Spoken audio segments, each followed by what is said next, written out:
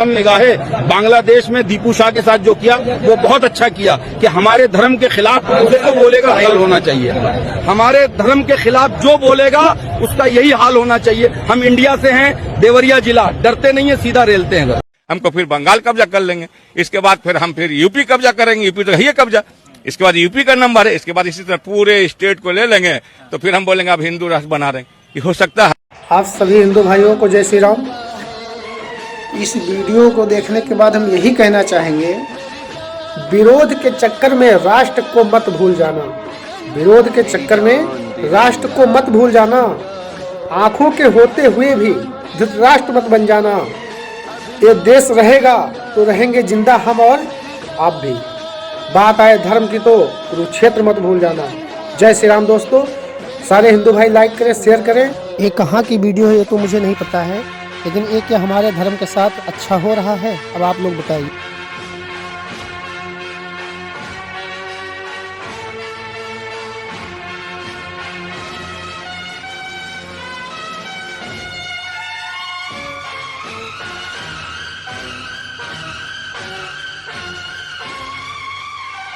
कल को ये मंदिर भी टूटेगा, वो मंदिर भी टूटेगा, भगवा भी हटेगा, बस इस्लाम ही रह जाएगा। या तो ये मंदिर तोड़ने की बात कर रहे हैं, भगवा हटेगा इनकी बात कर, क्या अब हमारे धर्म की हानि नहीं हो रही है? हमेशा योगी मुख्यमंत्री नहीं रहेगा, हमेशा मोदी प्रधानमंत्री नहीं रहेगा। और हम मुसलमान वक्त के एतबार से खामोश जरूर हैं, मगर याद रखो हम तुम्हारे जुल्म को भूलने वाले नहीं हैं। हम तुम्हारे जुल्म को याद रखेंगे।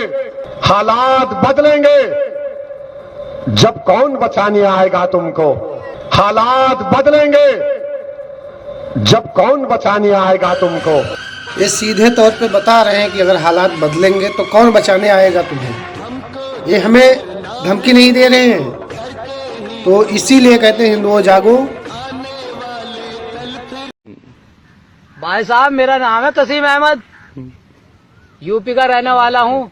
और बात मैं ये कह रहा हूँ सबसे, मतलब बीजेपी वालों से खास तौर से कह रहा हो, तब से तुम बने हो ना नेता, और सबको ये योगी देता। अगर हमारी हट गई ना तो पुरानी तलवारें टीपू सुल्तान वाली निकलेंगी। तो जो अंग्रेजों ने तोपें निकाल ली थी, क्या तुम्हारे पास होंगी? जमीनों में दबा रखी है हमने, एक अक्कू ऐसे मारेंगे। इसने इतनी गाली दी है कि मैंने वो वीडियो कट कर दी है। अगर वीडियो कट नहीं करते तो कॉपीराइट स्ट्राइक सब कुछ आ सकता था चैनल पे हमारे। लेकिन ये क्या बोल रहा है हिंदुओं, जरा ध्यान से सुन लो। और मैं सिर्फ यही कहना चाहता हूँ हिंदुओं से, हिंदुओं का काम क्या है? सुबह उठेंगे, जय श्री राम, जय श्री सीताराम, राधे राधे हाथ मिलाएंगे, लेकिन इससे कुछ नहीं होगा। जितने भी हिंदू हैं, अगर जिनके हिंदुओं के घर में हथियार नहीं है, सबसे पहले वही मारे जाएंगे। मैं ये नहीं कहता कि तुम हथियार रखो, मत रखो, लेकिन आने वाले समय में हमारा अनुमान यही कहता है कि जिनके घर में हथियार है वही शायद बचेंगे। और जो भगवान के भरोसे बैठे हैं वो सबसे पहले भगवान के पास जाएंगे। तो हिंदू जागो, अपने धर्म की रक्षा करें, कभी घबराना मत हिंदुओं। अगर वो 786 वाले हैं तो हम भी 1008 वाले हैं। हमारे गांव में कुछ लोग कहते हैं कि तुम भगवान को नहीं मानते हो। मैं इस बात को नहीं मानता हूँ कि जब तुम्हारे पे मुसीबत पड़ेगी तो भगवान आएगा बचाने तुमको। तुम्हारे दिमाग में ये पता नहीं कैसे भरा हुआ है, पता नहीं क्या मानसिकता हो गई हिंदू लोगों की, कि उनको लगता है कि जब कोई मुसीबत पड़ेगी तो भगवान आएगा बचाने। हमारे बांग्लादेश में हमारे हिंदू भाई बहन जो थे वो जलाया गया, मारा गया, उनके साथ में कोई ऐसा दुष्कर्म नहीं बचा जो किया नहीं गया हो। क्या भगवान आए बचाने? हमारे यहाँ महाराजगंज में राम गोपाल मिश्रा की हत्या कर दी गई, क्या भगवान उनको बचाने आए? नहीं आए। आप सब लोगों को धर्म की रक्षा स्वयं करनी पड़ेगी, अपने आप की रक्षा स्वयं करनी पड़ेगी। भगवान किसी को बचाने नहीं आएगा, सारे हिंदू लोग इतना जानते हैं। और हमको बताते हैं तुम भगवान को मानते नहीं हो। अरे हम भगवान को नहीं मानते हैं, तुम मानते हो।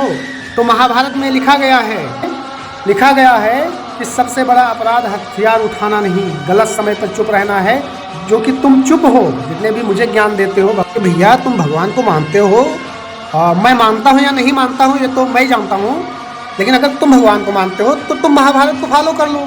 तुम्हारे धर्म का विरोध होता है तो तुम अपने धर्म पे आवाज़ उठा नहीं सकते हो और मुझे बताते हो। तुम्हारे धर्म का विरोध होता है, तुम बोल नहीं पाते हो। एक मुस्लिम अपना बयान दे रहा है, इंटरव्यू में बता रहा है कि हम कुरान के हिसाब से चलेंगे, तो तुम भी महाभारत के हिसाब से चलो, तब तो नहीं चल पाओगे। अरे तुम चुप क्यों हो? तुम तो चुप बैठे हो। मैं फिर वीडियो बना रहा हूँ, वीडियो डालो, तुम तो बिल्कुल चुप हो। तुमको पता है, तुमको खुद पता है कि तुम ज़्यादा बोलोगे तो काटे जाओगे और तुमको बचाने भगवान नहीं आएगा। तुमको एक बात खुद पता है, इसलिए तुम चुप खुद हो। मुझे ज्ञान देने से अच्छा है, तुम्हारी इतनी तो हिम्मत है नहीं कि तुम एक वीडियो बना के डाल दो, भले तुम्हारा धर्म का नाश हो जाए। क्योंकि अगर ऐसा करोगे तो तुम्हारे जो ग्राहक हैं, कस्टमर छूट जाएंगे। लेकिन तुम शायद भूल रहे हो, जितना तुम अपना दुकान चला रहे हो और मुझे भाषण दे रहे हो, उतना याद रखो, जितना रोटी कपड़ा मकान ज़रूरी है, उतना धर्म भी ज़रूरी है। क्योंकि जब धर्म कमज़ोर होता है तो रोटी छीन ली जाती है, मकान जला दिए जाते हैं और कपड़े फाड़ दिए जाते हैं। इतना याद रखो। तुम कुछ बोल नहीं सकते हो, सिर्फ हिंदुओं पे उंगली उठाओ, यही भाईचारा निभाओ। यही मैं तुमसे यही कहना चाहता हूँ। मुगल और अंग्रेज़ यहाँ लड़ने के लिए सैनिक नहीं लाए थे, क्योंकि तुम्हारे जैसे लोग यहाँ थे, उनको यहाँ के गद्दारों पे पूरा भरोसा था। दोस्तों, इतना नोट कर लो, यदि पांडव भी यही सोचते कि हमारा बदला श्री कृष्ण लेंगे तो द्रौपदी के केस आजीवन खुले ही रहते। इसलिए कहते उठो जागो और अपने धर्म की स्वयं रक्षा करो। कौन तुम्हें बचाएगा? क्या माता वैष्णवी तुम्हारी रक्षा करेगी? माता वैष्णवी की गुफा की रक्षा पुलिस कर रही है। राम ने अपना मंदिर नहीं बचाया, क्या तुम्हें राम जी बचाने आएंगे? नहीं बचाने आएंगे। जो बांग्लादेश में हुआ, मैं बांग्लादेश के हिंदुओं से इतना कहना चाहता हूँ कि माफ़ करना बांग्लादेश के हिंदुओं, भारत का हिंदू खुद खतरे में, तुमको क्या बचाएगा? जिन हिंदुओं के देश के 3 टुकड़े होने के बावजूद भी दुश्मनों की पहचान नहीं हो पा रही है ना, तो उनको स्वयं परमात्मा भी नहीं बचा सकता है। इतना याद रखना दोस्तों। लेकिन हम फिर भी एक आस लगाए बैठे हैं आप लोगों से, हिंदुओं से। भले ही आसान नहीं है हिंदुओं को जगाना, भले ही आसान नहीं है हिंदुओं को जगाना, क्योंकि स्वयं श्री नारायण को भी 18 अध्याय और 700 श्लोक बोलकर सुनाने पड़े, तब अर्जुन ने शस्त्र उठाए थे। तो हिंदुओं कब तक सोते रहोगे? इतने दिन से तो सोते आए हो, क्योंकि 1946 में मुस्लिम कंट्री सिर्फ 6 थी और आज 57 है, इसी सोने की वजह से। तो जागो हिंदुओं, शक्तिशाली बनो, शेर बनो हिंदुओं, क्योंकि बलि हमेशा बकरे की दी जाती है, शेर की नहीं। कुछ हिंदू भाई भाईचारे की बात करेंगे, तो जितने भी सेकुलर हिंदू हैं 2-4 दिन के लिए बांग्लादेश चले जाएं और वहाँ पे भाईचारा का ज्ञान पे लें, फिर आके मुझे बताना।